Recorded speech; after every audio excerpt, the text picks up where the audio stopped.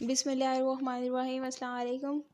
Today we will discuss about clauses and phrases. I will tell you about clauses and phrases and their main differences. Here I have clauses and phrases and difference between clauses and phrases. I will tell you about some main differences between clauses and phrases. Mainly we will discuss about clauses versus phrases and their differences.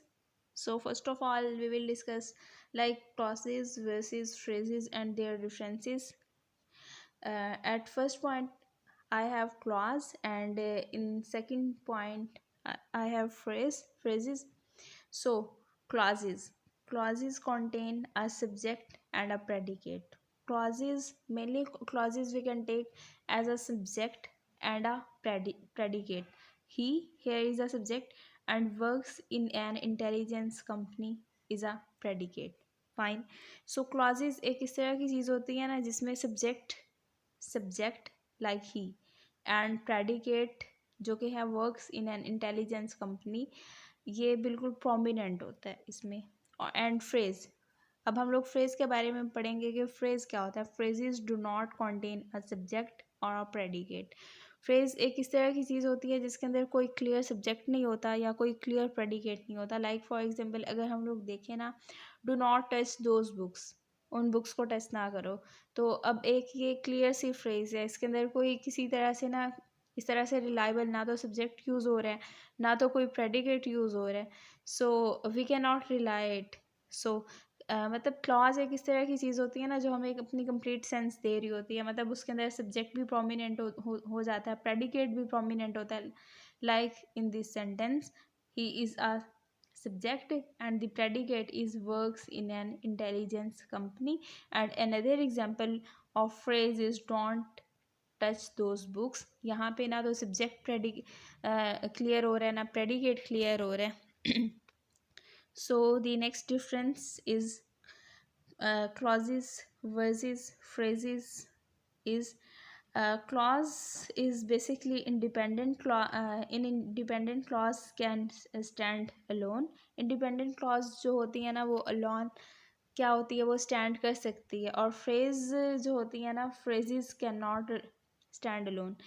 जो phrases होती हैं ना वो alone stand नहीं कर सकती. Clauses independent clause जो होती है ना वो अलोन स्टैंड कर सकती है. और फ्रेजेस जो होती हैं इसका एक मेन डिफरेंस है कि वो इंडिपेंडेंट ये स्टैंड नहीं कर सकती. अच्छा, क्लॉजेज का ये होता है ना कि हमें सेंटेंस को पढ़ने के बाद उसका कंप्लीट मीनिंग समझ आ जाता है. लेकिन फ्रेज एक इस तरह की चीज़ है ना, वो अलोन स्टैंड क्यों नहीं कर पा रही, क्योंकि उसका सेंटेंस का एक पार्ट पढ़ने के बाद हमें उसका कंप्लीट जो मीनिंग है ना, वो कंप्लीट उसकी जो सेंस है वो नहीं समझ आ रही होती.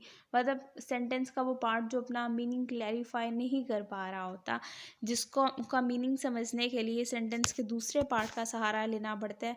उसको सेंटेंस को के एक पार्ट को दूसरे पार्ट पर डिपेंड होना पड़ता है, वो हमारी फ्रेज होती है. और क्लॉज जो होती है ना वो सेंटेंस का पूरा मीनिंग दे रही होती है. मतलब टू द पॉइंट जो बात होती है ना, to the point voice, we can take it as a clause. And phrase that part of sentence which is not able to give us complete sense. Understand? Okay, fine. Next, clauses versus phrases. Next difference is clauses contain verbs. अच्छा, ये बहुत main difference है कि clause एक इस तरह की चीज़ होती है ना जो कंटेन कर रही होती है वर्ब्स को. क्लॉज एक इस तरह की चीज़ है जिसमें वर्ब ज़रूर होते हैं. लेकिन फ्रेज़ में ये डाउट वाली बात होती है, phrases do not contain verbs. तो फ्रेज़ इस तरह की चीज़ होती है जिसमें वर्ब हो भी सकता है, वर्ब नहीं भी हो सकता. तो एक इस तरह की चीज़ है फ्रेज़ जिसमें ना वर्ब की शॉर्टी नहीं होती. लेकिन क्लॉज जो है ना उसके अंदर हमारे पास ये चीज़ क्लियर होती है कि clauses contain verbs and phrases do not contain verbs. So another difference between clauses and phrases are clauses can sometimes convey a complete thought. Clauses कभी कभी इस तरह से होता है ना कि कभी कभी या हमेशा मेनली अपना कंप्लीट थॉट दे रहे होते हैं, अपनी कंप्लीट सेंस दे रहे होते हैं. मतलब हमें अपना पूरा मतलब समझा रहे होते हैं. एंड फ्रेजेस, अगर हम लोग फ्रेजेस की बात करें ना, तो phrases can not convey a complete thought. Phrases जो होते हैं ना वो अपना कंप्लीट थॉट नहीं दे रहे होते, मतलब फ्रेज एक इस तरह की चीज़ है, phrase is that part of sentence जिसे पढ़ने के बाद ना हम लोग सेंटेंस की पूरी बात नहीं समझ पा रहे होते, मतलब सेंटेंस का पूरा मतलब नहीं समझ पाते, टू द पॉइंट बात नहीं होती। And the next is we have some examples of clauses and phrases. So, first one is you must stop laughing. It is clause you must stop laughing. You must stop laughing. तुम्हें हंसी को रोक देना चाहिए, मतलब एक इस तरह की एग्जाम्पल है जिसे पढ़ने के बाद हमें बात पूरी की पूरी अच्छे से समझ आ गई। Another example is we are happy, हम लोग खुश हैं। देखें सिंपल सेंटेंस है ना, वी आर हैप्पी। तो ये बोलने के बाद, सुनने के बाद हमें पूरी बात समझ आ जाती है, सिंपल। उसके बाद है next is Ahmad likes oranges. Ahmad को ऑरेंजेस पसंद है।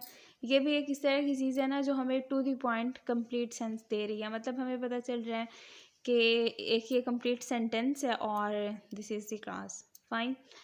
And if we take the examples for phrases, which we have a group of laughing friends, a group of laughing friends, which group of laughing friends, fine। देखें अब ये इस तरह की चीज़ है ना जो कंप्लीट सेंस नहीं दे रही, पूरा सेंटेंस कंप्लीट नहीं कर रही ना।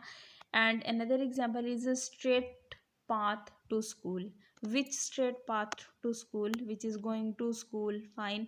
And another example for phrases are reading children, reading children, who are the children who are reading now, fine। यहाँ पे बात तो आ गई रीडिंग चिल्ड्रन की, ये नहीं पता चल रहा कि कौन से चिल्ड्रन है जो रीड कर रहे हैं, कौन से चिल्ड्रन है जो पढ़ रहे हैं।